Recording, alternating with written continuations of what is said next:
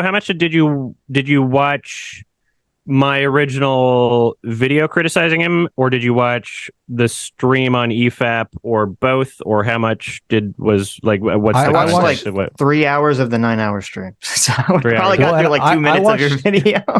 I watched your Exactly, original video. right. Yeah, Right. I watched You watched the original video? Okay. Yeah, Would and you- I even took some notes. So Would you agree that in my original takedown, my original reaction, my original well, I wouldn't even call it a takedown. I mean, thank you. Exactly. Yeah. Exactly. Would you This agree that I wasn't was like a being like dismantling. very, coming at it from good faith, empathetic, trying my best to understand, not, Yes. I wasn't, yeah, thank you. It's incredible. It's incredible in the comments to the EFAP stream how like charged people are to think that it's some sort of like epic ownage, or like that I was doing some sort of like detailed attack video, or that I was like poisoning the well by stating my my anecdotal experiences and showing my biases to make my biases known. They're like, you're poisoning the well. It's crazy. People got way too like it's. well, it's the I internet, couldn't imagine Adam. Come taking on. things that seriously. I just couldn't like. I don't understand. This is part of the reason why I have this sort of like, not necessarily like opposition, but me wanting to interject some sort of nuance to these culture war conversations, because I feel like a lot of people that are exposed to media in a way that's only through the lens of a culture war, they start to see every single like discussion or disagreement as like, you're not on our side, or like they think that the world's like fucking ending if you just have like a disagreement with somebody, and they take it way too fucking seriously. Like a subreddit like 1/3 the size of mine shouldn't be like noticeably brigading my like it's so weird. Their community was so fucking I shouldn't go into too much detail about it, but it's just like really abnormal behavior that like I've had disagreements, debates, dramas with so many other communities, and this is a pretty unique experience. And then, very shortly after, I got all these DMs from other people saying that they had the exact same things happening to them without me even prompting it, without me even like feeding that information to them. It's like, oh, this is just kind of like something that happens. They just take things way too seriously, and there's like a war. Are you talking about drinkers community or the EFAP community? I think that they're so intertwined at this point that I don't know how beneficial it would be to like attempt to differentiate them. Right.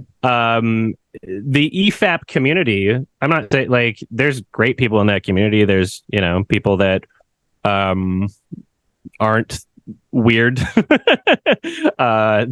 that have a life outside of the comment section. But on a video like, EFAP, Critical Drinkers in the title, Mahler has a podcast that he does with Critical Drinker every week that I didn't even know about until then.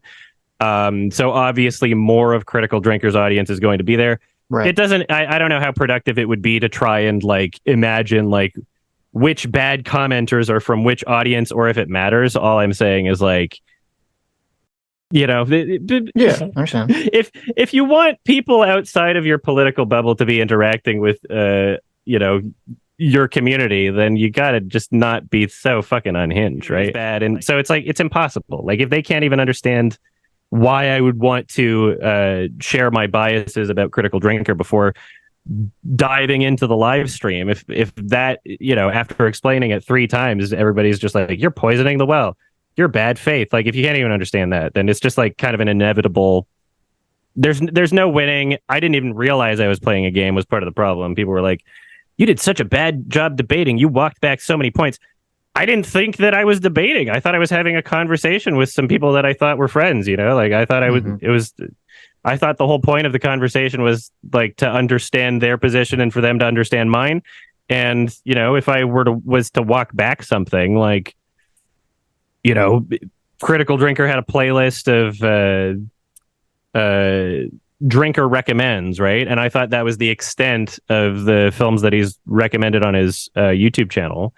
And so I made the mistake of not realizing that there were a bunch of other recommendations that weren't a part of that playlist, right? So if people are going to argue about like how many independent films he's recommended or what even constitutes as an independent film or blah blah blah blah, it's not like, oh, I walked it back as in I lied about it and now I'm caught and now I'm admitting I lied about it. It's just I'm not going to argue about it, right? It's something that, like, again, there's no 100% true or 100% false answer. I'm fine to have nuance in a conversation. And if the people I'm talking to want to argue about it, I didn't think I was in a debate. I didn't realize the whole point of the conversation was to win. But apparently I was not there the same understanding that other people in the conversation were, which sucks, but whatever.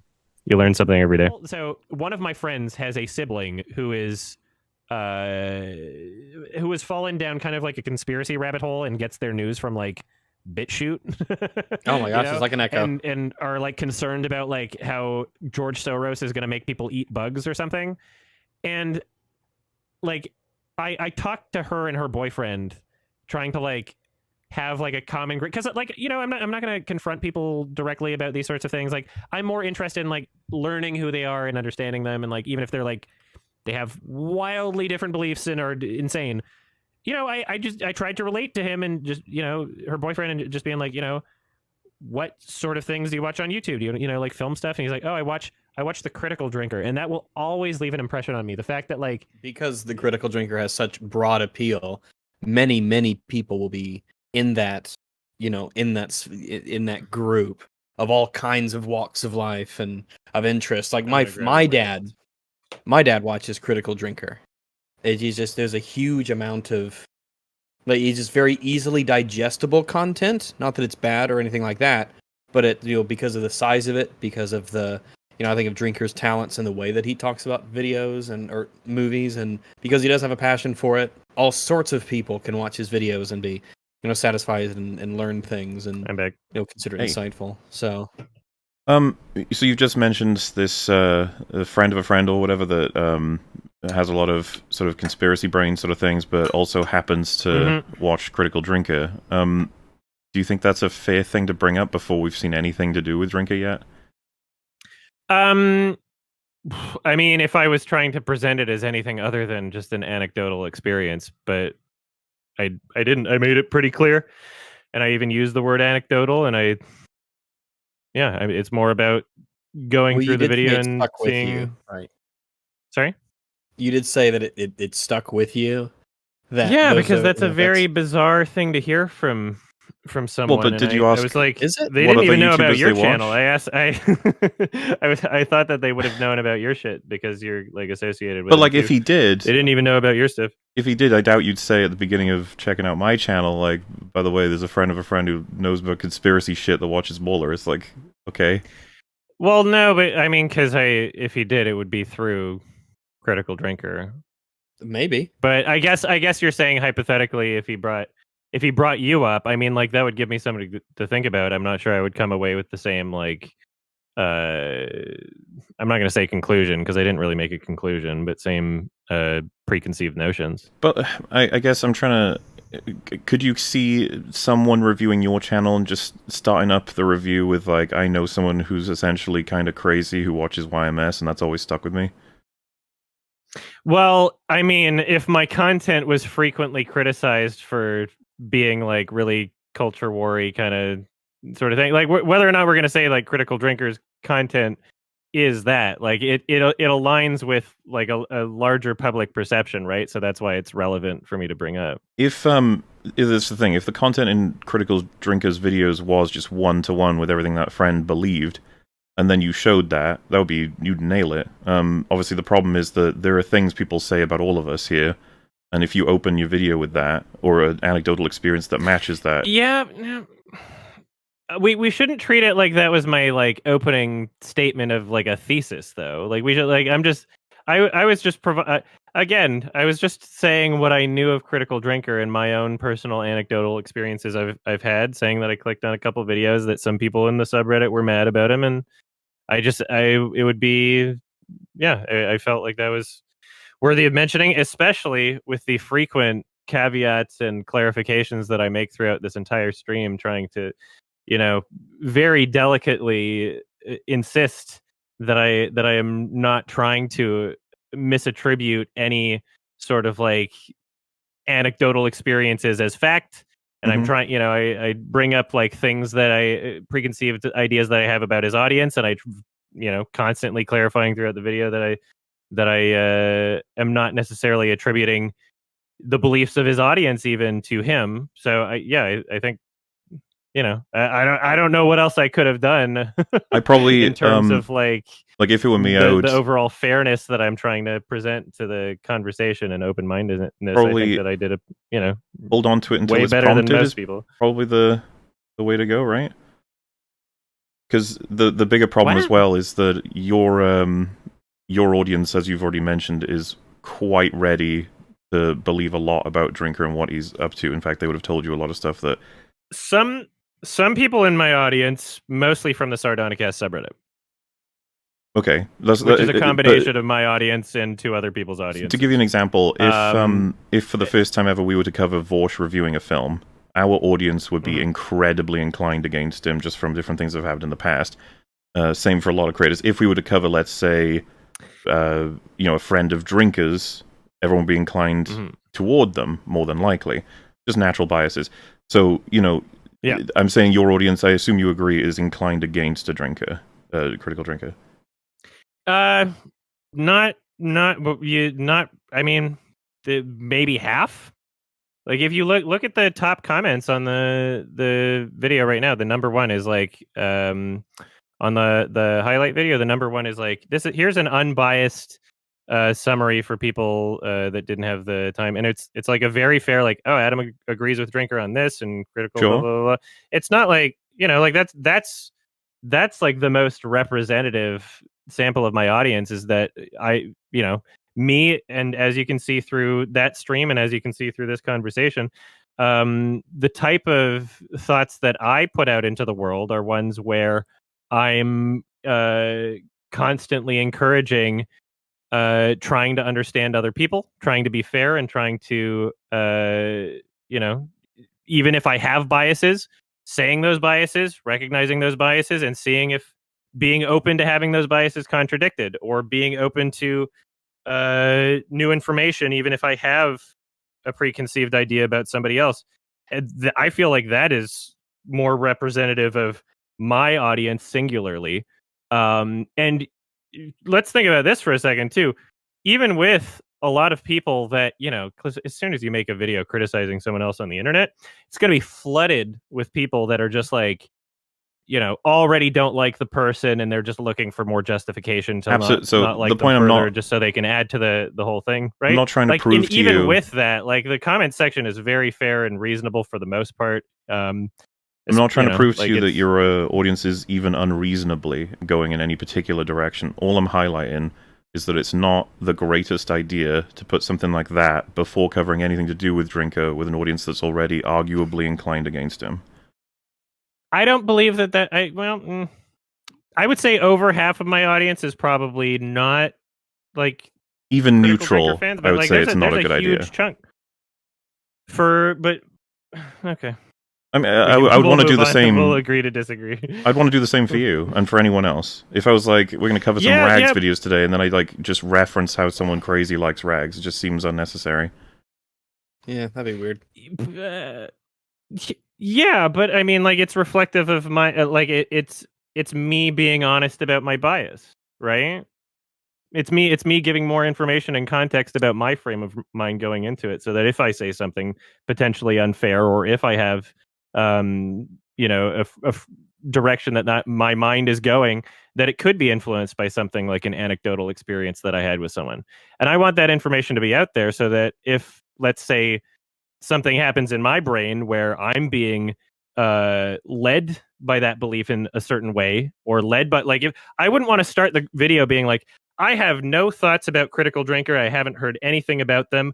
Like, I wouldn't want to like pretend like I'm a completely neutral subject. I think that it makes more sense and it's more fair to share my biases before starting a video. So is it not possible to simply say, I've heard a lot of negative things about the channel and what it gets up to, what it argues, and so today we're going to check out something he says, see what happens. Well, I mean, based on your issues with what I'm saying, I don't know how it's any better to just be vague about it. Like, because if your issue is that I said something negative before I started the stream, I don't know how it's better to be vague. If you talk about someone who believes in, like, crazy shit and then says that they're a fan of Drinker, the connection is that Drinker supports the crazy shit. No, because I made very clear to make clarifications in my stream that that's not what I was saying. So you brought it up just as a random connect. It has nothing. That isn't the connection you're trying to draw. I didn't say random. I explained 2 sentences ago why I brought it up. It's for context, so that people have more information before going into it. But sorry. So you wanted to bring up that he is a person who believes in, like, crazy stuff, and that he watches The Drinker, but that those two facts are not connected. You wanted that's my anecdotal experience. Is that there's people that exist in his audience, at least one, right? That are conspiracy brained and have somehow found his channel, despite their entire media diet being like Rumble and BitChute, which, more people from Rumble are coming to his channel because Russell Brand just had, like, this interview of Russell Brand. The full thing was on Rumble, so there's going to be even more of those types of people. Russell Brand is not a film channel, right? Like, Russell Brand is a person that the entire reason why he's successful right now is because he was doing, like, a lot of, like, COVID conspiracy shit and, stuff that wasn't allowed on YouTube. And he kind of, Russell Brand, in my opinion, very consciously plays into his own audience capture and knows what people want to hear and is essentially just grifting, making money off of doing that, right? And I'm not saying that that's what Critical Drinker is doing, and I make very clear in my stream that that's not what I'm saying. So my bringing up the conspiracy person that I had a face-to-face conversation with in my life, my bringing up was just me being like, hey, my impression of Critical Drinker and his content and his audience, even though I haven't seen everything, is that there are some people, a somewhat sizable portion compared to other people's audiences, that are not necessarily listening to him for his perspective on film, but are using his channel as a way to justify their preconceived ideas about how there's some sort of conspiracy trying to control society, that they're trying to feminize men, that they're trying to prevent, make you eat the bugs, even though that one's a little bit further removed. But yeah, I mean, yeah, I don't, if you don't understand the, why I would say something like that, like, I hope you don't think that it was,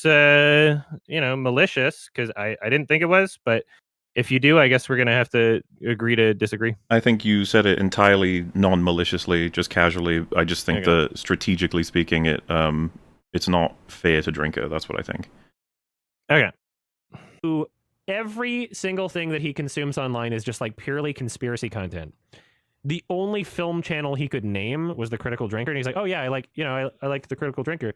And that was it. And all he knew about movies was just that movies are woke now, and that, I guess, the powers that be, like some sort of, like, overarching force that's trying to, like they're trying to, like, make your kids trans or something. Like, and sure, that's one person. I get it. Like, it's maybe it's not representative of every Critical Drinker fan. I get it.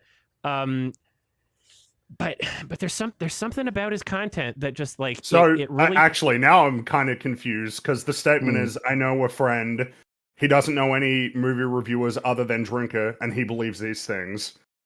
Like, what is the conclusion from that line of thought, I explained it sentences ago. I'm sorry. I can't keep repeating myself. That's not I'm trying not to sound disrespectful, but you can play back the stream later. I'm sorry. Yeah, it's just, it's I don't know. It's just that if you didn't have that, like, just based on that sentence on its own, if you hear it, it's like kind of leads you to a very place.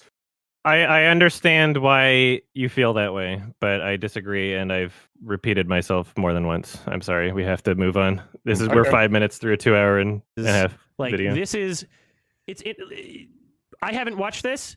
But I found myself being interested enough to like do any kind of commentary on this guy, even though I haven't done it before, because of the fact that he showed up on Russell Brand, which sort of kind of reinforces my initial thought about him, is that he's showing up on what is really a political, anti-vax, conspiracy, grifting platform, and he's showing up as this guy like, so this is the title.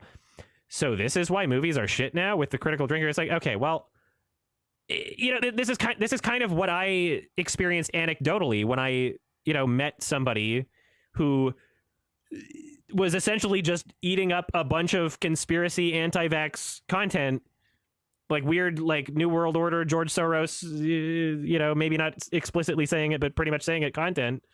This is not a movie review channel, and he's being featured on it. And so I just thought that this was interesting enough to at least see what the fuck it is. So let's see what this is. Out of you talked about Russell Brand here, how Drinker showed up on the Russell Brand, how Russell Brand is a conspiracy theorist and anti-vax and stuff like that. This is weird, but if Russell Brand reached out to you and said, "Hey, I want to talk to you about movies," would you go on and talk to him about movies? I'm not sure. Probably. Yeah. Probably.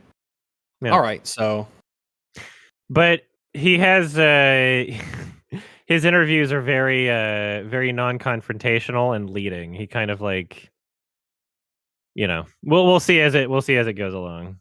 So I'm actually shocked that he asked some genuine questions at certain points, but all right. There's like a part of him that comes through at points. Because I was going to say that if Russell Brand invited me, I would totally go on. But if he was to be like, "Did you know the Earth is flat?" I'd be like, "What the fuck are you talking about, mate?" My criticism. Truth. I want to make clear, it's not a criticism of the critical drinker to have accepted going on to Russell Brand's show. I was mentioning that it's a reflection of the audience crossover that he would be invited there in the first place, right?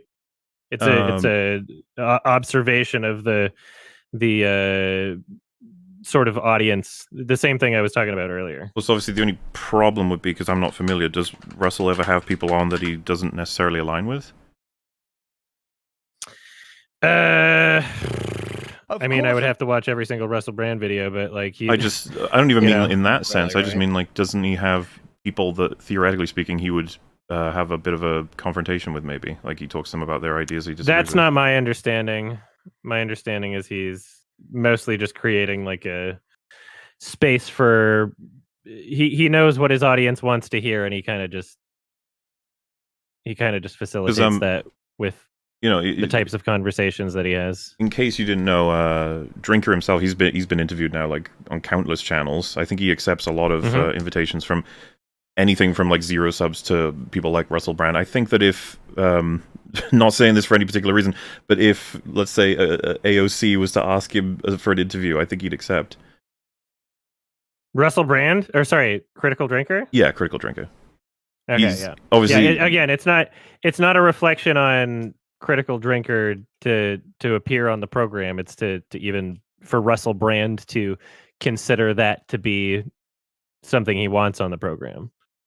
I'm saying that there's an audience alignment. Okay. Not 1-to-1 or anything, but enough crossover that it made enough sense for him to bring him on.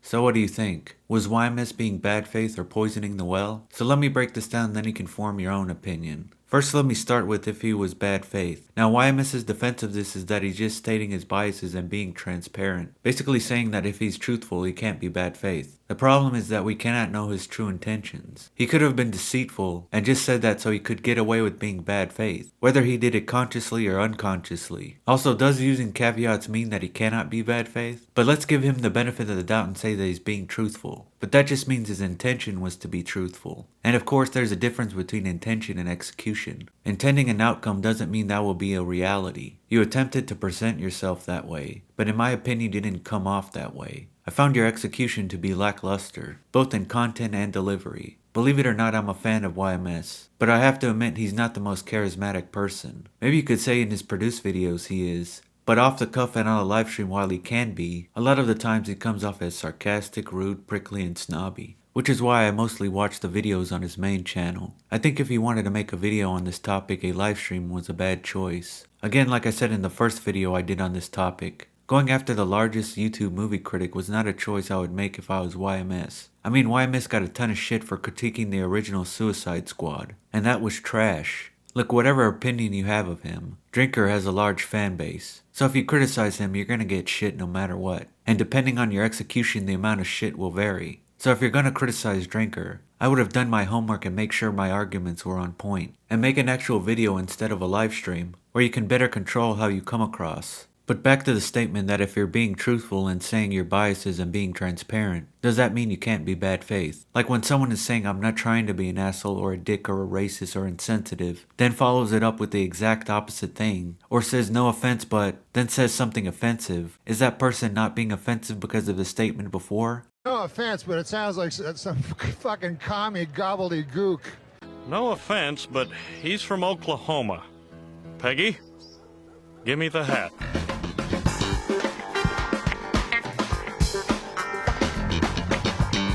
No offense, but you are a stupid asshole.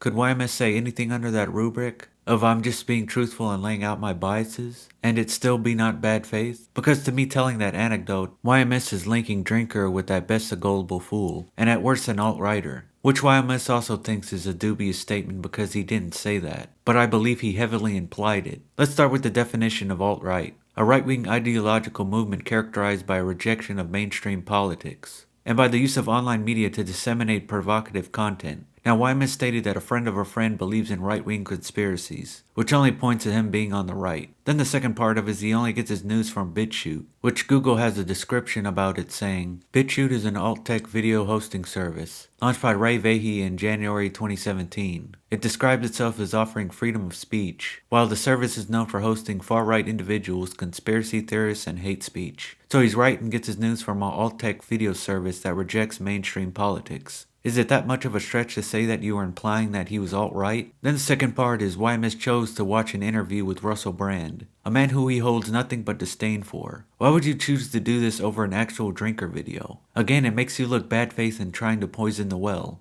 which the definition of is a type of informal fallacy where adverse information about a target is preemptively presented to an audience with the intention of discrediting or ridiculing something that the target person is about to say, which I believe giving the friend of a friend anecdote, coupled with watching an interviewer you despise. You don't understand how someone could see that and think that you're trying to poison the well? It seems willfully obtuse that you can't see that. Not to mention Mahler, who is a friend of both of you, so he's a good barometer of an impartial opinion, and he thought this was a mistake. And which again, I'm also a fan of both of you. Now I don't enjoy everything YMS has put out, as well as Drinker, and it's hard to say who I'm a bigger fan of, although the situation has definitely taken points off Adam, not just because of what I find to be bad-faced statements, but his political biases and his weak criticism of anti-woke content. But getting back to the point, I'm a fan of both and I thought Adam was in the wrong. Whether intentional or not, I found his statements bad faith and completely unnecessary. All YMS had to say was based on the limited information I know about Drinker. I find his anti-woke content to be overly simplistic in its criticism and in its prescriptions. He could also give his political alignment if he wanted. That is being truthful and transparent without looking bad faith or being vague. And again, it's one thing if you disagree that YMS is being bad faith. It's another to think the other side is totally misreading the situation.